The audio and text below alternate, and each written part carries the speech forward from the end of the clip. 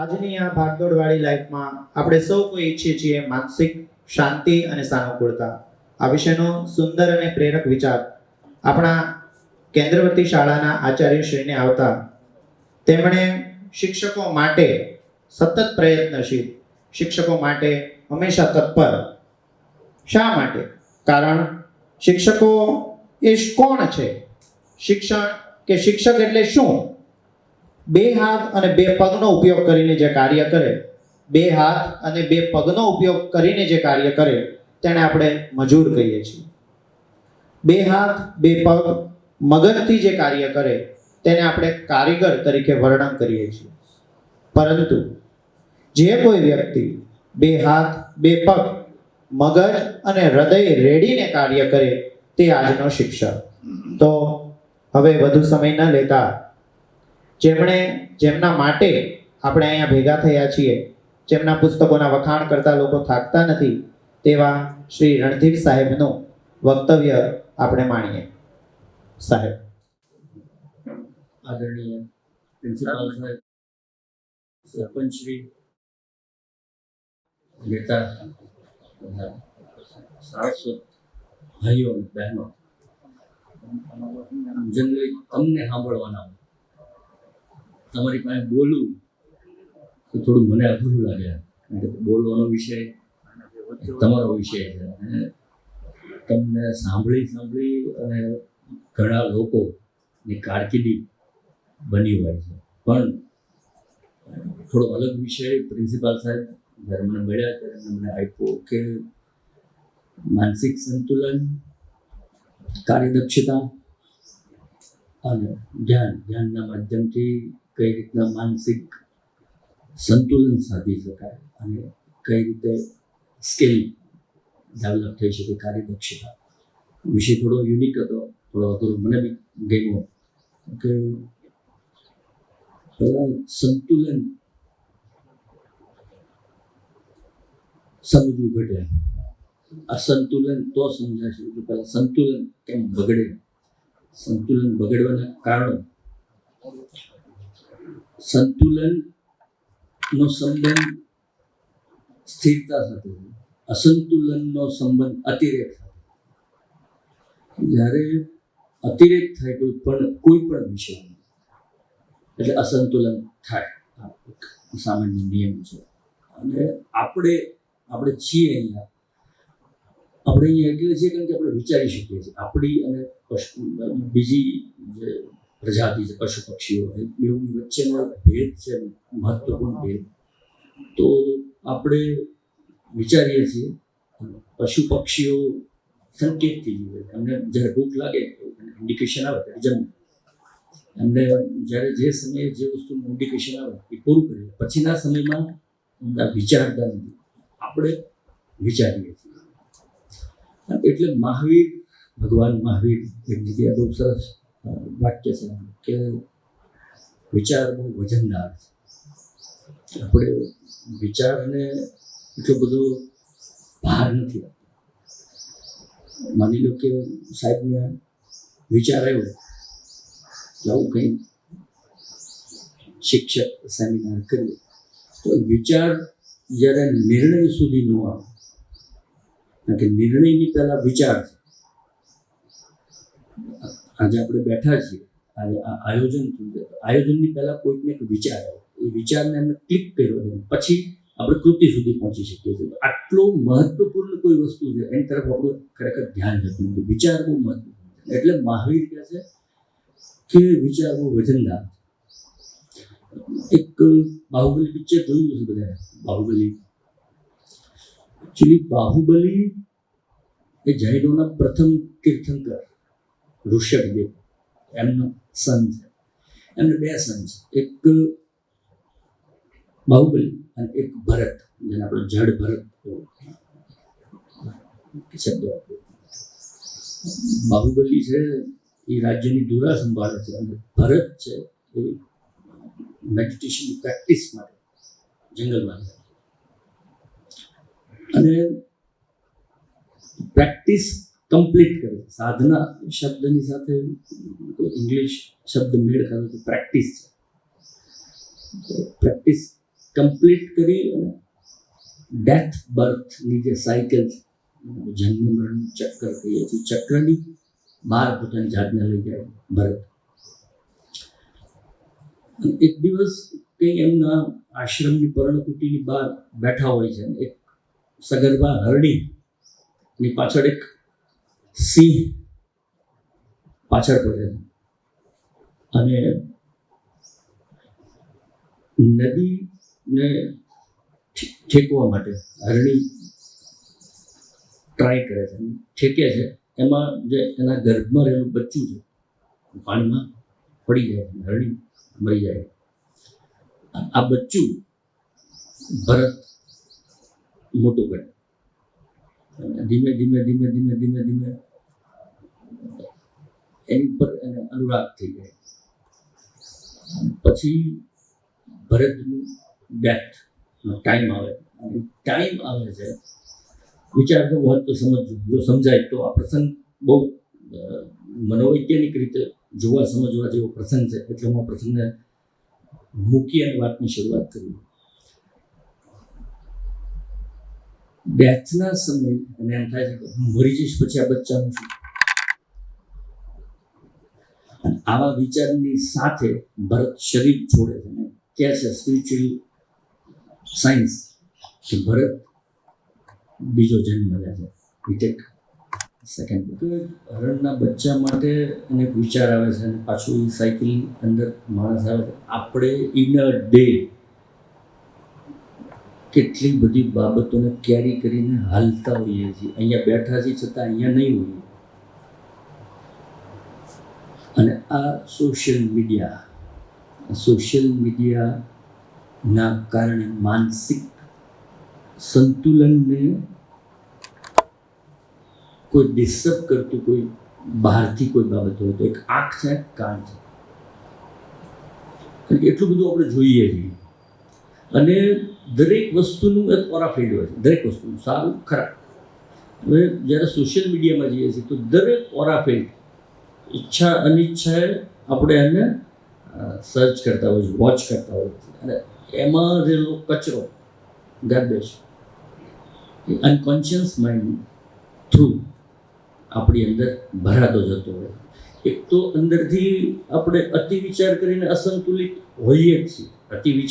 વિચાર જરૂરી છે, અતિ વિચાર જરૂરી નથી. કારણ કે કોઈ પણ એક વાતને નિર્ણય સુધી લઈ જવી હોય તો એ વિચાર છે, એ વિચારને ક્લિક કરી લેવો પડે. પણ પછી એ વિચાર જ કરો તો નિર્ણય શક્તિ નબળી પડી જાય કે છે.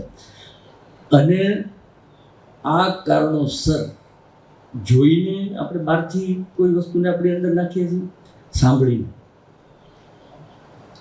તો અંદરથી આપણે અતિરેકના કારણે ઇમ્બેલેન્સ છીએ અને આ બે વસ્તુથી બહારથી આપણે રહીએ છીએ. અને પછી જે ભાર વધે છે, આ વિચારોના ભારના કારણે આપણી અંદરનું સંતુલન બગડે છે. અને સંતુલન બગડે અને પછી આપણે ડિપ્રેશન કહીએ, વિષાદ કહીએ, માનસિક અશાંતિ કહીએ, જે કંઈ પણ નામ આપવા હોય આપી શકીએ. પણ આ વર્ગ છે. તમે જો અને ડિવાઈડ કરો, ડિપ્રેશનમાં પહેલા કોણ જઈ શકે, તમે એને 7 ટાઈપમાં પ્રકાર માણસોનો 7 પ્રકારમાં વિભાજિત કરી શકો. આ 7 પ્રકારના લોકો છે એ જલ્દીથી અસંતુલિત થઈ શકે. એક હું કહું અત્યંત બહિર્મુખી માણસ, એક અત્યંત અંતર્મુખી માણસ,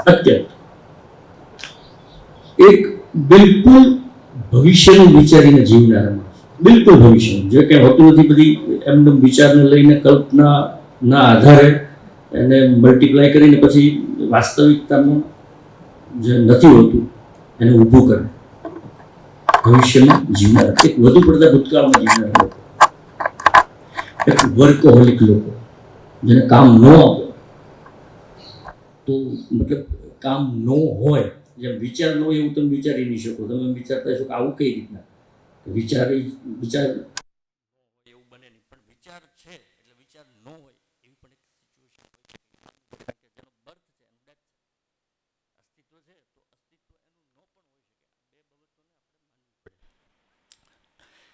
તો ભૂતકાળને લક્ષ્યમાં રાખીને જીવનારા લોકો, વર્કોહોલિક લોકો, મહત્વાકાંક્ષી લોકો, અતિ મહત્વાકાંક્ષી લોકો, તો એ લોકો ડિપ્રેશનની અંદર જઈ શકે. અહંકારી વ્યક્તિત્વ છે, જો એનું અહંકાર સેટિસ્ફાઈડ ન થાય તો એ પણ ડિપ્રેશનમાં જઈ શકે. આમ 7 વિભાગમાં એને તમે વિભાજિત કરી શકો. આ લોકો જલ્દીથી એમના અતિરેકના કારણે, અહંકારનો અતિરેક, કામનો અતિરેક, મહત્વાકાંક્ષાનો અતિરેક, ભવિષ્યનો અતિરેક, ભૂતકાળનો અતિરેક, આ બધો અતિરેક એન્ડ ઓફ ધ ટાઈમ માણસની અંદર રહેલી શાંતિ, કારણ કે આપણે એમ વિચારતા હોય કે શાંતિ ક્યાંક બહારથી ઉછીની લઈ લઈશું, તો એવું છે નહીં, કારણ કે પીસ ઇઝ વિથિન યુ, આપની અંદર શાંતિ છે. પણ આ જે વિચારોનો અતિરેક છે, આ અતિરેકના વંટોળ, મતલબ કે રાજસ્થાનમાં ગરમીના દિવસોમાં સેન્ડસ્ટ્રોમ થાય, આખું રેતીનો વંટોળ ઉઠે. આપણે જ્યાં બેઠા હોઈએ ત્યાં જે તે વસ્તુ હોય આપણને બરોબર વિઝ્યુઅલાઇઝ ન થાય, કારણ કે રેતીના વંટોળના હિસાબે વસ્તુ ત્યાં ને ત્યાં હોય. પણ વ્યક્તિને વિઝ્યુઅલાઇઝ થવામાં એ રેતીનો વંટોળ છે એ એક આડખીલી રૂપ બને અથવા તો વિક્ષેપ પેદા કરે, એવું વિચારના વંટોળનું છે. તમને તમારી શાંતિની સુધી નહીં પહોંચવા દેવા માટે જો કોઈ વસ્તુ મહત્ત્વપૂર્ણ હોય અથવા જે કોઈ વસ્તુ આડખીલી રૂપ હોય, તો વિચારો દ્વારા પેદા કરેલું અસંતુલન છે. એક અત્યંત અંતર્મુખી, મતલબ સેલ્ફ સેન્ટ્રલાઇઝ જે લોકો છે, એની માટે એક મનોવિજ્ઞાનના શરૂઆતના દિવસોમાં સિગમન્ડ ફ્રોઈડ, નામ બધાએ આપણે સાંભળ્યું છે, બહુ જાણીતા મનોવૈજ્ઞાનિક. આ સિગમન્ડ ફ્રોઈડનું એક વિશ્લેષણ છે, એનો શોધ નિબંધ છે નાર્સિસિઝમ ઉપર. નાર્સિસિઝમ એક એવી અવસ્થા છે જેમાં વ્યક્તિ પોતાના આત્માના નહીં, પોતાની જાતના, પોતાના રૂપના પ્રેમમાં પડે અને પછી સામે કોઈ પ્રતિસાદ નહીં આવવાથી ડિપ્રેશનમાં. એક ગ્રીક કેરેક્ટર હતું નાર્સિસિસ, અને એની ઉપરથી આ નાર્સિસિઝમ શબ્દ આવ્યો છે. તો આ બધી ઘણી બધી બાબતો જે મનોવૈજ્ઞાનિક બાબતો છે, જેના કારણે માણસ અતિવિચાર, અતિવિચારથી અસંતુલન, અને અસંતુલનથી પછી વિષાદ અથવા ડિપ્રેશન, આવા સ્ટેજમાં જઈ શકે. તો મહત્ત્વપૂર્ણ વસ્તુ, કોઈ ક્લિક કરવા જેવી વસ્તુ હોય જેને આપણે કંટ્રોલમાં લઈ શકીએ, કે જે આપણા હાથમાં છે, આવી વસ્તુ કોઈ હોય તો વિચાર છે. જેમ કોઈ ગઢ હોય, ફોર્ટ, એનો દરવાજો ખુલી જાય અને પહેલો સૈનિક આવે અને ગઢની અંદર રહેલા સૈનિક કોઈ પહેલા સૈનિકને મારી નાખે, તો બીજા સૈનિકને આવવાની શક્યતા ઘટી જાય. બીજો આવે ને બીજાને મારી નાખે, પછી ત્રીજો આવવાની હિંમત ન કરે, પણ એ દરવાજો ખુલ્લો રાખે, પહેલાંને આવવા દે, બીજાને આવવા દે, ત્રીજાને આવવા દે, એમ કરીને સૈન્ય દળ અંદર આવી જાય અને અંદરનું સૈન્ય દળ છે નબળું પડી જાય અને કિલ્લો હાથથી જાય. આપણું શરીર છે એ ફોર્ટ છે, કિલ્લો છે, અને આ આંખથી, મગજથી, બુદ્ધિથી, કાનથી આપણે આ દરવાજા હોય, અને આ દરવાજામાં વિચાર જ્યારે પ્રવેશ કરે છે, અને બરાબર જો આપણે સજગ હોઈએ, અવેરનેસ હોય આપણી, તો પહેલાં વિચાર વખતે જ જો સજગતા આવી ગઈ તો વિચાર પ્રવેશ નહીં કરી શકે, કારણ કે વિચારની પાસે હાથ પગ નથી. વિચાર એકચ્યુઅલી આપણી એનર્જીને યુટિલાઇઝ કરી અને પછી બળવાન બને છે. વિચાર પાસે કંઈ છે જ નહીં. તમે કોઈ પણ વિચારને જોજો, જો આપણી જાત અંદર ઇન્વોલ્વ નહીં થાય તો વિચાર છે એ બળવાન નહીં બને. એટલે આપણી ઉર્જાનો દુરુપયોગ, અતિ વિચારમાં આપણી જ ઉર્જાથી આપણે આપણું અંદરનું સંતુલન બગાડીએ છીએ, અને આ અસંતુલન અને વિચાર એનો પરસ્પર સંબંધ છે. એટલે જો વિચાર નિયંત્રિત થઈ જશે તો ઓટોમેટિક મૂડમાં સંતુલન છે એ સ્થાપિત થઈ જશે. સંતુલન કરવાનું હોતું નથી, કારણ કે સંતુલન આપણે બગાડી શકીએ. સંતુલન તો અંદર છે જ, અંદર એક સ્થાયી અવસ્થા છે, એક સ્થાયી સ્ટેટ છે જેને આપણે જોય કહીએ છીએ, પીસ કહીએ છીએ, બેલેન્સ કહીએ છીએ, એ અંદર છે, પણ એને બગાડી જ નાખીએ છીએ આપણે. આ પાક્કું છે. એટલે પછી એની માટેના કંઈક ઉપાય આપણે શોધવા પડતા હોઈએ છીએ. પણ બહારથી આપણે અસંતુલિત થઈ શકીએ, બહારથી સંતુલિત ન થઈ શકાય. કારણ કે સંતુલન બહારથી તમે ન લાવી શકો, અસંતુલન બહારથી લાવી શકાય. સંતુલન અંદર છે, સંતુલન આપણી અંદર છે. એટલે તમે બહારથી સંતુલન લાવવા માટેની પ્રયાસ કરો. આપણે ઘણીવાર કહીએ કે સારું વિચારો, તો પણ એ બી એક વિચાર છે. જેમ ખરાબ વિચાર છે સારો, એકચ્યુઅલી નિર્વિચાર અવસ્થા છે આ સંતુલન. જ્યારે જે સમયે જે વસ્તુ કરવી ઘટે આટલું કરી અને પછી વિચારની જે સાયકલ છે એ સાયકલ સ્ટોપ કરી દે, એટલે માણસ ઓટોમેટિક મોડમાં સંતુલિત થઈ જાય. આ સંતુલનનું મનોવિજ્ઞાન છે, કે સંતુલનનું સાયન્સ છે. કોઈ વસ્તુ જ્યારે તમારે નીકળવાનું છે જોબ ઉપર આવવા માટે, તો બસ નીકળી જવાનું છે, એનો વિચાર નથી કરવાનો. પણ નીકળો જ નહીં અને વિચાર કરો તો તમે તમારા પ્લેસ સુધી નહીં પહોંચી શકો. પ્લેસ સુધી પહોંચ્યા પછી તમારે જે કરવાનું છે કામ બી નહીં કરી શકો. કારણ કે કામ બી જરૂરી છે. બીજો વિષય છે જેમ સંતુલન અને અસંતુલન. બીજો વિષય છે સ્કિલ, માણસની કાર્યદક્ષતા. તો કાર્યદક્ષતાનો સંબંધ પણ સંતુલન સાથે છે અને ધ્યાન સાથે છે. સંતુલનનો સંબંધ પણ ધ્યાન સાથે છે અને અસંતુલન સાથે છે. વિચાર પછી કૃતિ, વિચાર પછી કાર્ય, કૃતિ પછી કર્તા, અને કર્તા પછી અહંકાર. અને આ કાર્યની તમે ક્યાંય પણ કોઈ પણ જગ્યાએ કાર્ય કરો, આ મેથડમાંથી પસાર થવું પડે. આટલી મેથડમાંથી પસાર થવું પડે. કારણ કે તમને પહેલાં વિચાર આવે, વિચાર ક્લિક થાય એટલે એને કૃતિ કહેવાય, એક્શન. એની પછી એક્શન તમારું સક્સેસ ગયું એટલે કર્તા નિર્માણ થાય. અને કર્તા જે છે એનાથી પછી ઈગો, અને ઈગો છે એ જ્યારે આવે એટલે કાર્યદક્ષતા પહેલી બગડે. કાર્યદક્ષતા, જેમ સાહેબે કીધું કે સ્કિલ બગડવા માટેનું જો કોઈ વસ્તુ હોય તો ઈગો. અને આ આવવાનું, આ થવાનું. અને એટલે કબીર બહુ સરસ કહે છે કે સહજ મિલે સો દૂધ હૈ, માંગે મિલે સો પાની, માંગે મિલે સો પાની. કબીર કહે वो खून है जहाँ में खींचा तानी. કાર્યદક્ષતા બગડવા માટેનું બીજું કોઈ સાધન હોય તો ખેંચતાણ. કાર્ય માટેની ખેંચતાણ, એટલે કાર્ય ઉપરનું ફોકસ છે એ ખેંચતાણ તરફ 50% વહી ગયું. એટલે કાર્યનું જે પરિણામલક્ષી કાર્ય તરફ આપણે જવું જોઈતું હતું ત્યાં આપણું 50% પ્રયાસ છે એ ઘટી ગયો. એટલે સીધી અસર એની સ્કિલ ઉપર આવવાની, સ્કિલ નબળી પડે. એક છે પ્રેક્ટિસ. આપણે એક ઇંગ્લિશ કહેવત છે કે practice can make man perfect. સાધના, દરરોજ તમે કામને શીખ્યું, એક શબ્દ આપણે બોલ્યું. આપણે આપણું કામ રોજ નિષ્ઠાપૂર્વક કરતા રહીએ એટલે ઓટોમેટિક મોડમાં આપણે આપણું કામ કરીએ એમાં જ આપણી સ્કિલ છે એ ડેવલપ થઈ જાય. તમે 8 દિવસ સ્કૂલે નહીં આવજો, ઘણી બધી બાબતો ભૂલી જશો. ઘણી બધી બાબતો ખાલી નહીં આવવાથી. તો નહીં કરવાથી સ્કિલ ઉપર કેટલી તકલીફ પડે, નહીં કોઈ કાર્ય કરવાથી સ્કિલ કેટલી નબળી પડે.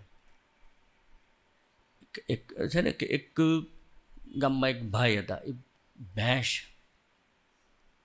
પોતાના ખંભા ઉપર લઈ અને એમના ટોપ ફ્લોર ઉપર ચડી જતા રોજ. એટલે બધાને આમ આશ્ચર્ય થયું કે આ કઈ રીતના. ભેંસ તો કોઈ દિવસ કોઈ ઉપાડી ન શકે, અને ઉપાડી શકે તો ટોપ ફ્લોર સુધી ઘરના જઈ શકાય નહીં, ટેરેસ સુધી જઈ શકાય નહીં. પણ એ ભાઈ જતા અને બધા ગયા. એમાં એમ કોઈ પત્રકારે પૂછ્યું કે આ કઈ રીતના. એટલે એણે કીધું કે મને પાડી હતી ને ત્યારથી હું આ કરું છું. હવે ભેંસ કેમ થઈ ગઈ એની મને ખબર નથી, એટલે હું આ કરી શકું છું. એમ કાર્યને શીખવે, અને કાર્ય કરતા રહેવાથી આપણી સ્કિલ ઓટોમેટિક મોડમાં ખરેખર ડેવલપ થઈ જાય. ત્રીજી વસ્તુ છે કાર્યને નિષ્ઠાપૂર્વક કરવું. આપણને મળેલું કાર્ય આપણા વતી કોઈ કરી લેશે, અથવા સામેનો માણસ આ કાર્ય નથી કરતો એટલે હું નહીં કરું, આવી મૂર્ખતાપૂર્ણ જિદ્દ,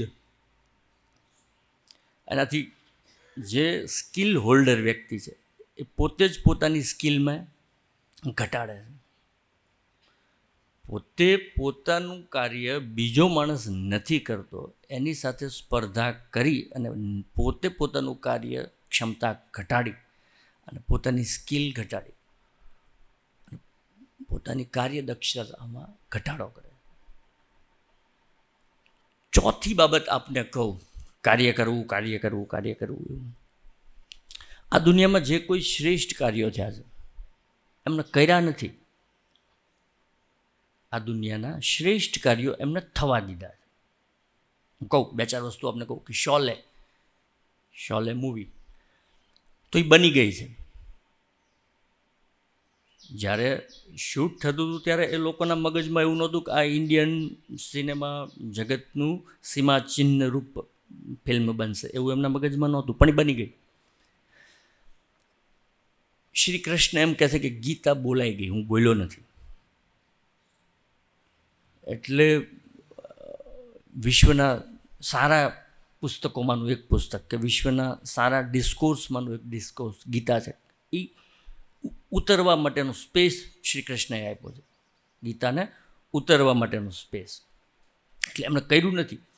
એકચ્યુઅલી આપણે કોઈ બાબતને આપણાથી ઉતરવા દેવા માટેની જગ્યા આપવાની છે. જો કોઈ સારું કાર્ય થવા દેવું હોય તો.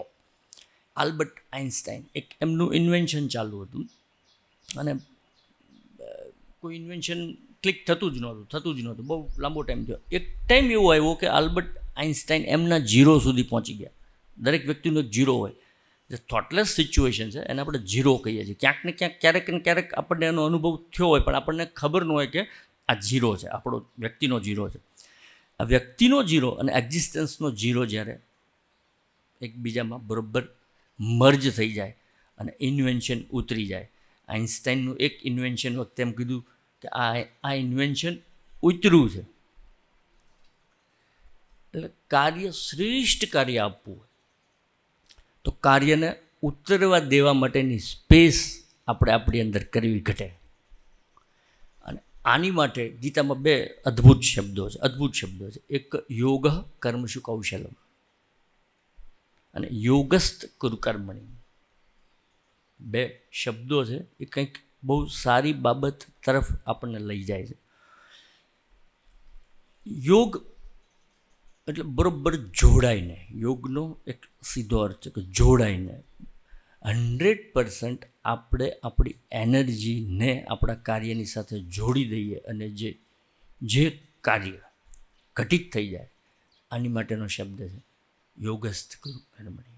યોગ કર્મશુ કૌશલમ, મતલબ જે તમે કીધું કે સ્કિલ, તો સ્કિલ્ડ વર્ક છે એ 100% વ્યક્તિ પોતાની આત્મચેતનાને કાર્યની સાથે મર્જ કરી દે અને પછી જે પરિણામ આવે આ યોગ કર્મશુ કૌશલમ. આની માટે ત્રીજો શબ્દ ગીતાની અંદર છે નિમિત્ત માત્ર ભવ સભ્ય સાચી. સાંભળ્યું? કારણ કે આખું મહાભારતનું યુદ્ધ જો કોઈ વ્યક્તિ પોતાની ઉપર લઈ લે કે મારાથી થઈ ગયું છે તો બિલકુલ 100% એનું બેલેન્સ બગડે. અને આ બેલેન્સ ન બગડે એના માટે કૃષ્ણ જેવા સાયકોલોજીના નિષ્ણાંત વ્યક્તિ છે. એટલે યુદ્ધની શરૂઆત થતાં પહેલાં અર્જુનને કહે છે કે નિમિત્ત માત્ર, આ કાર્ય તારાથી ઘટિત થઈ ગયું છે, આવું કાર્ય ઘટિત થવા માટેનો સ્પેસ આપવો એટલે નિમિત્ત. મીડિયેટર થવું, કોઈ કાર્યના મીડિયેટર થવું. આપણાથી કોઈ કાર્ય ઇટ હેપન, આ થઈ જાય આટલો સ્પેસ આપવો. એટલે કોઈ પણ જાતનો બીજો કાંઈ બહારની પ્રયાસ નહીં કરો તોય કાર્યની કુશળતા વધી જશે. 110%ની વાત છે. આ બધી જ વાતો અનુભવજન્ય છે. તમે બધાએ ક્યાંક ને ક્યાંક આ બધી બાબતોને પાછી અનુભવ પણ કરી હશે. હું અહીંયા બોલું છું એનો અર્થ એવો નથી કે આ કોઈ નવી વાત છે. આ વાતને આપણે આવી રીતના લીધી ન હોય, આ સંતુલનને આપણે આવી રીતના લીધું ન હોય, પણ આમાંથી આપણે પસાર થયા જ હોય અને પછી જ્યારે બરોબર વચ્ચે આવી જઈએ ત્યારે આપણને ખબર પડે કે આપણે ફસાણા ચક્રવ્યૂહમાં. પણ એની પહેલાં હું જેટલું જે વસ્તુ અસંતુલન ઉપર બોલ્યો હતો, બધાએ, કારણ કે આ બધાનો સંબંધ શીખવવા સાથે છે અને એ જ શીખવી શકે જે કંઈક શીખ્યો હોય, જેને કંઈક શીખવાની જિજ્ઞાસા કે ધગશ હોય. એટલે તમારી નીચે હજારો લોકો શીખે છે એનો મતલબ છે કે તમે પહેલાં કંઈક શીખા છો અથવા શીખવા માટે ઉત્સુક છો, જિજ્ઞાસા છે. એટલે આ સંતુલનથી અસંતુલનની યાત્રા પણ ક્યાંક ને ક્યાંક, અને ડિપ્રેશન ફેઝ છે, માણસના જીવનમાં આવતો ફેઝ છે. કૃષ્ણને પણ ડિપ્રેશન થયેલું છે, રામને થયેલું છે. આપણે એમના જીવનને આવી રીતના એઝ સુપર હ્યુમન બિંગ તરીકે નથી જોયું, આપણે સીધા ભગવાન તરીકે જોઈએ છીએ. એટલે એમના જીવનના આ બધા ફેઝ છે અને આપણે એવી રીતના નોટિસ નથી કરતા. પણ આ માણસના જીવનનો ફેઝ છે, પણ એમાં ડૂબવું રહેવું, ડિપ્રેશનને આપણી ઉપર હાવી થવા દેવું, આ ખરાબ બાબત છે. અને જલ્દીથી ઊભા થઈને નીકળી જવું, આ બેસ્ટ બાબત છે. સ્કિલ માટે પણ એવું છે કે જે એનર્જી તમે અતિ વિચારમાં વેસ્ટ કરો છો, બગાડો છો, આને જ્યારે તમે સ્ટોપ કરી દો છો, ઓવર થિંકિંગ સ્ટોપ કરો છો, એટલે જે એક્સેસ એનર્જી બચી છે એ સીધી એનર્જી તમારા વર્કમાં અપ્લાય થશે. એટલે ઓલરેડી તમારું કામ કંઈ પણ કર્યા વગર કાર્યદક્ષતા એમનેમ પ્રાપ્ય થઈ જશે. કારણ કે તમે તમારી ઉર્જાનું વેસ્ટ બીજી જગ્યાએ કરો છો. અને જ્યારે તમારું ધ્યાન જશે કે આ ટોટલ વેસ્ટિંગ ઓફ એનર્જી છે, અને જેવું તમારું ધ્યાન જશે એટલે એ વેસ્ટ થતી એનર્જી છે એ ઇન્વેસ્ટ થવાની શરૂ થઈ જશે. અને જેવી ઇન્વેસ્ટ થશે એટલે કાર્ય ફરી જશે, તમારું કાર્ય ફરી જશે. ધ્યાન આ સંતુલનમાં અને કાર્યદક્ષતામાં કઈ રીતના ઉપયોગી થાય? કારણ કે મુખ્ય વસ્તુ છે એ ધ્યાન છે. અસંતુલિત થઈ શકાય, કાર્યદક્ષતા બગાડી શકાય. બે માણસ પોતે ઈચ્છે તો ધ્યાન અપ્લાય કરીને સંતુલિત પણ થઈ શકાય અને સ્કિલ્ડ પર્સન પણ થઈ શકાય. એક સૂફી સંત રાબિયાના જીવનની ઘટના છે. રાબિયા એના ઘરથી આમ બહાર નીકળતી હતી અને એક સૂફી સંત કંઈક બહાર ગોતતા હતા. એટલે રાબિયાએ પૂછ્યું કે શું ગોતો છો? તો કે મારી કોઈ વસ્તુ ખોવાઈ ગઈ છે, હું ગોતું છું. તો કે ક્યાં ખોવાની? તો કે ઘરમાં. તો બહાર કેમ ગોતો? ઘરમાં ખોવાયેલી વસ્તુ ઘરમાં મળશે. અંદરથી અસંતુલન થયેલું છે, સંતુલન અંદર થશે. બહારથી તમે 2-3 મિનિટ માટે, 2-3 કલાક માટે કંઈ કંપનીથી, કોઈ વ્યસનથી, કોઈ મૂવી જોઈ લેવાથી, કોઈ જગ્યાએ પ્રવાસ કરી લેવાથી તમને 2-3 મિનિટ માટે કે થોડો ટાઈમ માટે એવું લાગશે કે ઠીક છે, પણ વળી પાછા જ્યારે તમે તમારા રચેલા ચક્રવ્યૂહમાં પ્રવેશ કરશો એટલે વળી પાછા હતા ત્યાં ને ત્યાં એવો ઘાટ બનશે, એવી સિચ્યુએશન થશે. આ લગભગ ઇન જનરલ જો બધાએ આ વાતને આવી રીતના જો જોઈ હોય, સાયકોલોજીકલી રીતે જોઈ હોય તો આવું બને. બહાર ફરી આવો, પછી ઘરે આવો તો પછી પાછું જે માહોલ હતો એ માહોલમાં પાછા માણસ જાય. તો આ માહોલમાંથી કાયમી કોઈને નિવૃત્ત થવું હોય, આ માહોલમાંથી કાયમી બહાર નીકળવું હોય તો મેડિટેશન જે છે એ બહુ સર્વાધિક ઉપયોગી અને સર્વાધિક માણસના જીવનને સંતુલન, skill, peace, joy of life આનો અનુભવ કરાવનારું એક મેથડ છે. મેડિટેશનને ધર્મ સાથે દૂર દૂર સુધીનો કોઈ સંબંધ નથી. આ વસ્તુ મગજમાં રાખજો. ધ્યાનને ધર્મ સાથે સંબંધ નથી, ધ્યાનને વ્યક્તિ સાથે સંબંધ છે. મેડિટેશન એ ભારતની વિશ્વને અપાયેલી એક ભેટ છે. ભારતે મેડિટેશનની ખોજ કરી છે. અને મેડિટેશનનો પહેલો ઉપયોગ વ્યક્તિ પોતે પોતાની જાત માટે કરે. આ એની શોધનું સૌથી નજદીકી જો કોઈ એનો ફાયદો હોય તો વ્યક્તિ બને. અતિ વિચારને તમે દાબી દેશો તો આપણે ગુજરાતીમાં એમ બોલતા, જ્યારે કોઈને ડિપ્રેશન આવે તો બહુ આપણી તળપદી ભાષામાં એમ કહેતા કે એને વિચાર વાયુ થયો. કોઈ વસ્તુ દાબી દેવાથી પછી જે વિકૃતિ પેદા થાય છે આ વિચાર વાયુ. એટલે વિચાર દાબવાનો નથી, આ વાત નક્કી થઈ. કારણ કે દબાયેલો વિચાર છે વિકૃતિ પેદા કરે છે. બીજું, શરીર વિજ્ઞાન મુજબ હું એક વાત કરું તો માણસના શરીરમાં 70% પાણી છે. વાત આપણે સ્વીકારવી પડે. અને જાપાનની ઇમોટો લેબ અને પાણી ઉપર બહુ બધા સંશોધનાત્મક અને ખૂબ સાયન્ટિફિક પ્રયોગો કર્યા છે જાપાનની ઇમોટો લેબે. તો એમના સંશોધન દરમિયાન એક વસ્તુ બહાર આવી કે પાણી કોઈ વિચારને પકડી અને મલ્ટીપ્લાય કરે છે. આ એમના સંશોધનમાં બહાર આવેલી વાત છે, કોઈ ધાર્મિક વાત નથી. જાપાનની ઇમોટો લેબે એવું પાણીના ઉપર પ્રયોગ કરી અને જોયું તો પાણી કોઈ પણ વિચારને પકડી અને મલ્ટીપ્લાય કરે. એટલે આપણી ભારતની બધી રિચ્યુઅલ્સમાં જોજો પાણી લગભગ નાવું, પછી આચમન, ભોજન ફરતું પાણી, આપણે ત્યાં એટલું બધું મહત્ત્વ પાણીને આપવામાં આવ્યું છે. એ ઇમોટોના સંશોધન પછી આપણને ખબર પડે એકચ્યુઅલી આપણે ત્યાં તો સંશોધન કરીને જ એને સ્થાન આપવામાં આવ્યું હતું.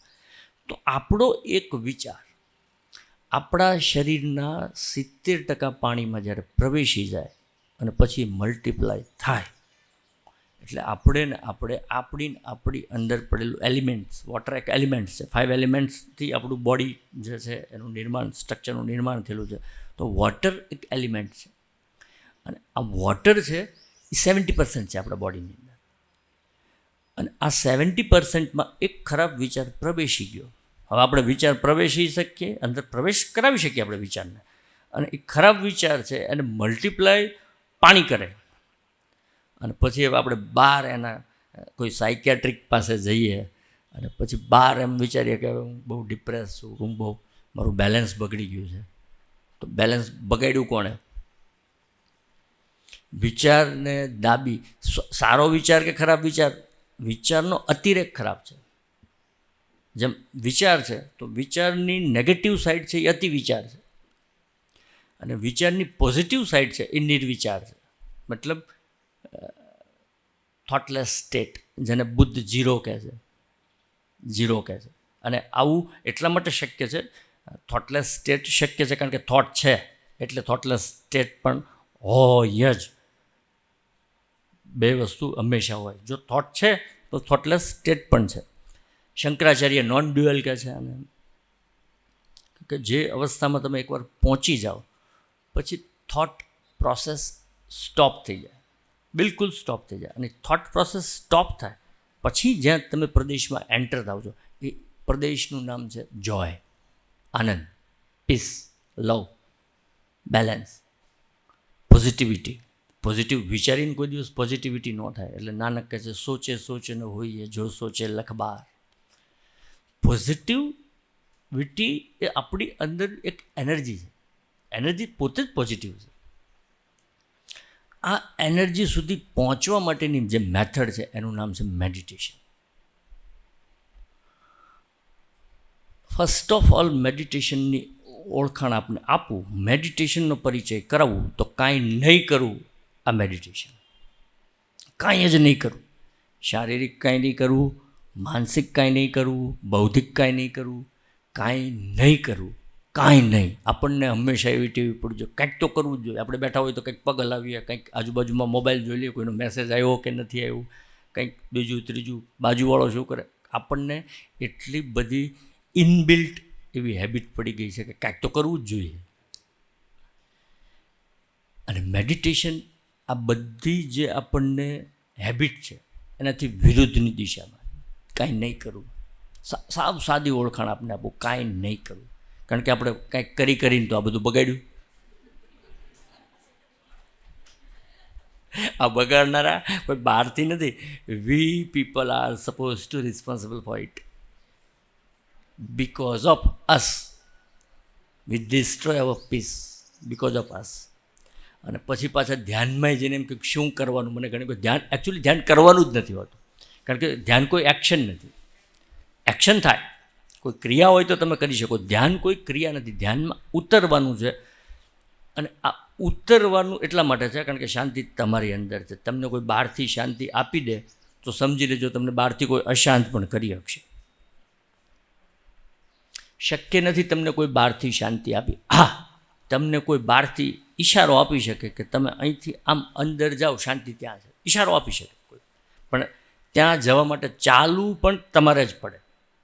અને તમે ઊભા કરેલા હડલ્સ તમારી શાંતિ અને તમારી વચ્ચે, તમે ને તમે અતિ વિચાર, અહંકાર, વર્કોહોલિક કે ભૂતકાળ નહીં, ભૂલને વાગોળીને જીવવાની આદત હોય કે ભવિષ્યની કલ્પનાને વાગોળીને જીવવાની આદત હોય કે અત્યંત ઇન્ટ્રોવર્ટ માણસ છે, પોતાની વાતને પોતાની જ પાસે રાખી અને જે સેલ્ફ સેન્ટ્રલાઇઝ જીવન જીવે છે, ઇગોઇસ્ટિક છે, જે બીજાને ગણતો જ નથી. તો આ બધી અવસ્થા આપણે ક્યાંક ને ક્યાંક આપણી સફળતા મળી ગઈ હોય, ક્યાંક આપણું કાર્ય કે ક્યાંક આપણને એમ થાય કે આ મારાથી જ થાય, આવું એકચ્યુઅલી નથી. આ થાય, આ વસ્તુ એવી છે. પણ ધ્યાન છે, ધ્યાન એ સૌથી પહેલું કોઈ જગ્યા ઉપર વર્ક કરશે તો એ તમારા ઓવર થિંકિંગ ઉપર વર્ક કરશે.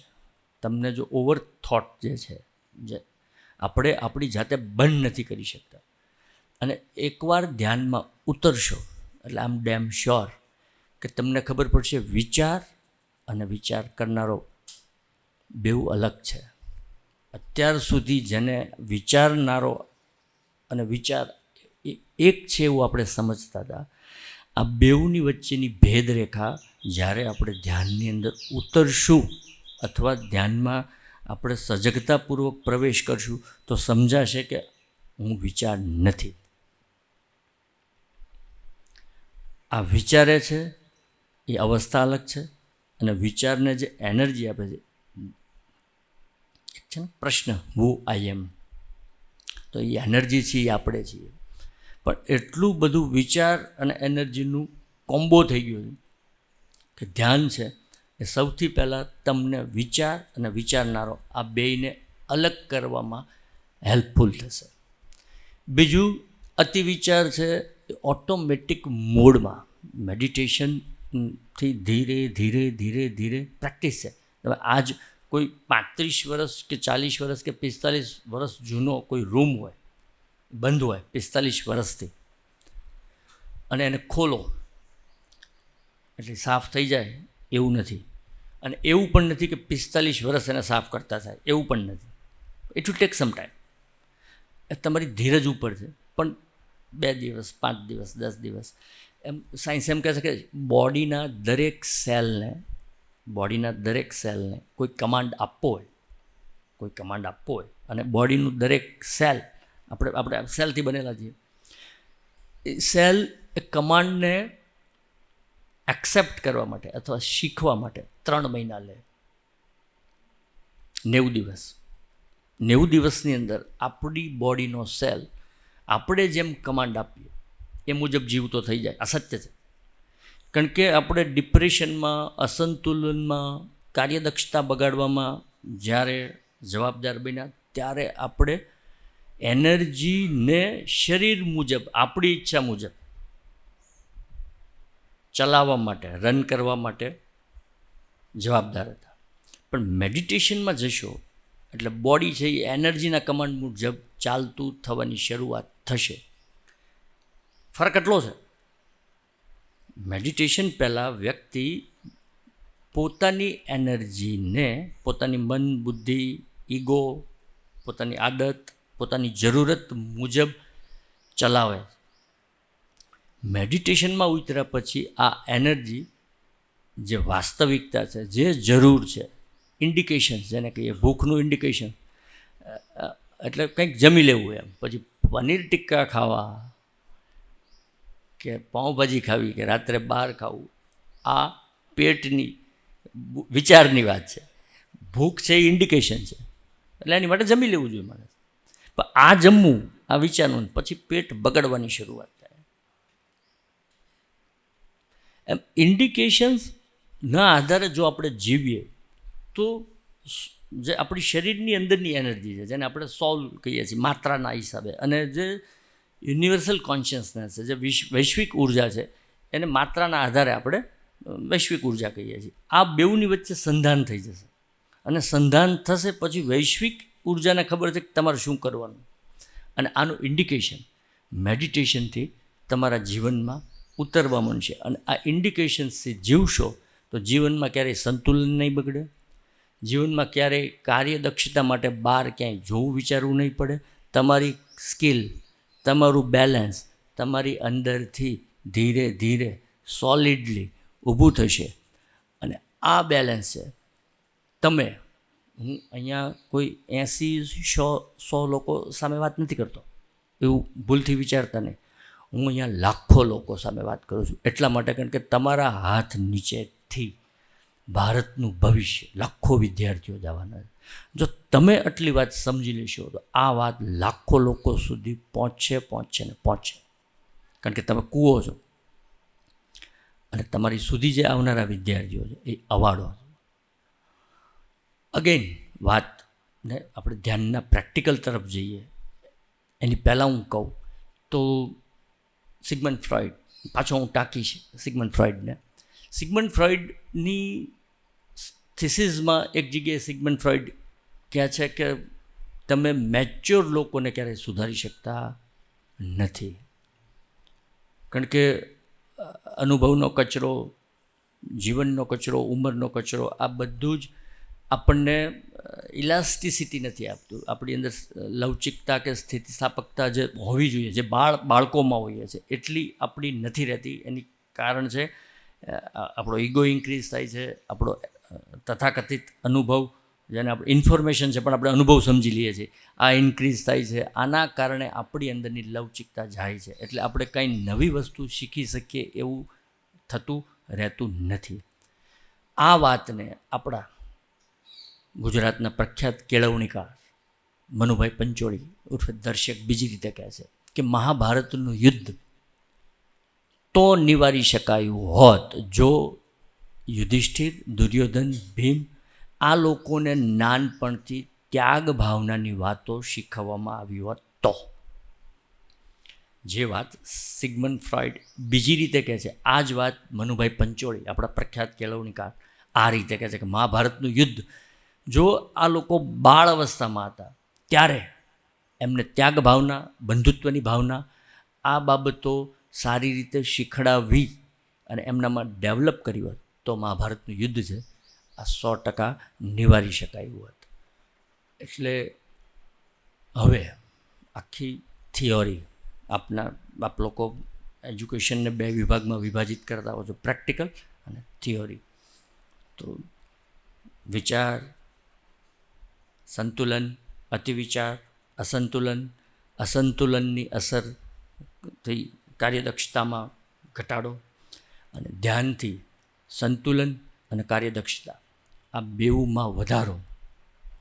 આ બાબત મેં જે પ્રમાણે મારા અનુભવમાં, મારા દર્શનમાં આવતી હતી એ પ્રમાણે મેં આપની સમક્ષ રજૂ કરી. હું ઈચ્છા કરીશ, આશા કરીશ કે આપ આ બાબતો આપણને યોગ્ય લાગે, આપને ગમે, આપના તર્ક, આપની બુદ્ધિશક્તિને સેટિસ્ફાઈડ કરે તો આપના વિદ્યાર્થીઓ સુધી લઈ જઈ અને આ આગળનો જ સમય આનાથી વધારે ખરાબ આવશે. અને ત્યારે જો કોઈ વસ્તુની જરૂર હશે તો સંતુલન.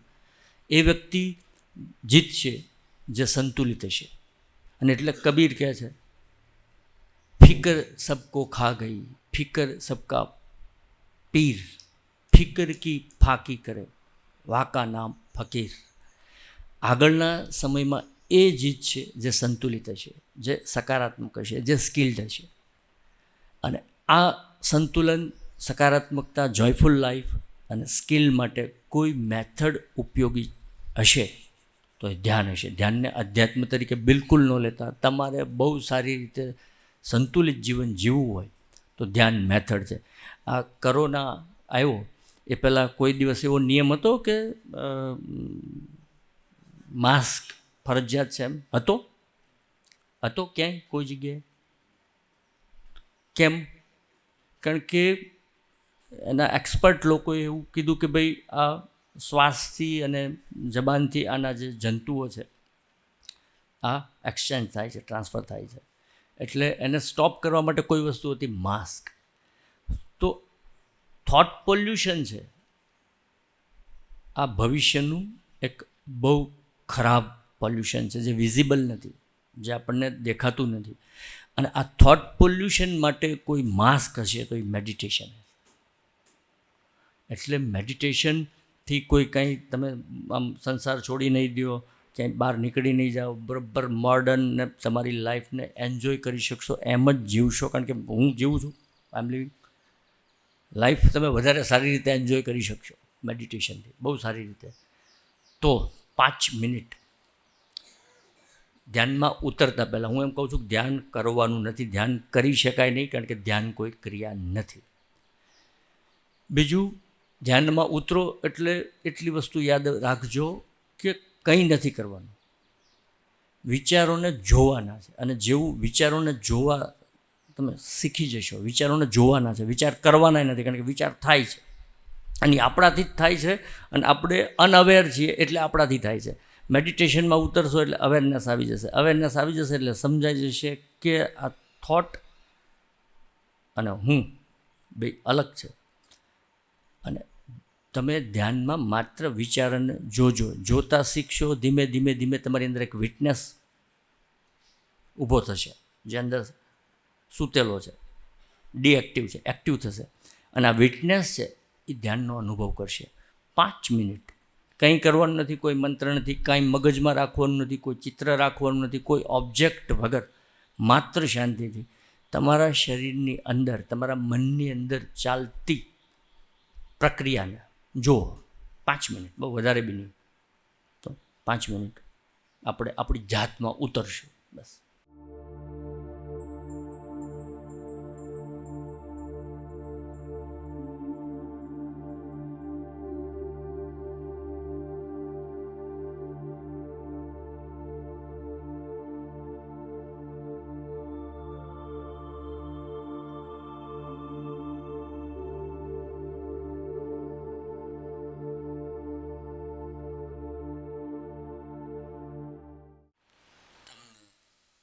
મજા આવી હોય તો તમને તમારી જાત સાથેની મુલાકાતની આ મજા છે.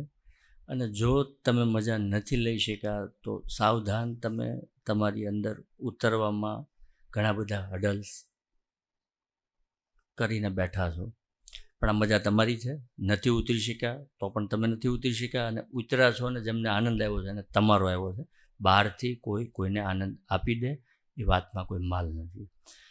અને આંખ બંધ કરીને બેસવું આ ધ્યાન નથી, પણ સજગતાને કોઈ મેળવવી હોય 24 કલાક માટે, અવેરનેસ કેળવવી હોય તો પ્રેક્ટિસ એટલે કે સાધના, એની માટે થોડો ટાઈમ આંખ બંધ કરીને બેસવું પડે, જેથી કરીને આપણે આપણી અંદર રહેલી અવેરનેસને પકડી શકીએ અને પછી 24 કલાક અવેરનેસથી જીવી શકીએ. આંખ બંધ કરીને બેસવું એ ધ્યાન નથી. ખુલ્લી આંખે સજગતાથી જીવવું આ ધ્યાન છે. કારણ કે તમે બધા કર્મયોગીઓ છો, બધાનો સંબંધ એજ્યુકેશન સાથે છે. મને સાંભળો, અહીંયા મને બોલવાનો મોકો આપ્યો પ્રિન્સિપાલ સાહેબ, ગામના સરપંચ શ્રી, મારા મિત્ર સુરજીતભાઈ, રાજદીપભાઈ, આપ બધા સારસ્વતોનો, ભાઈઓ અને બહેનોનો હું હૃદયપૂર્વક આભાર માનું છું. Thank you.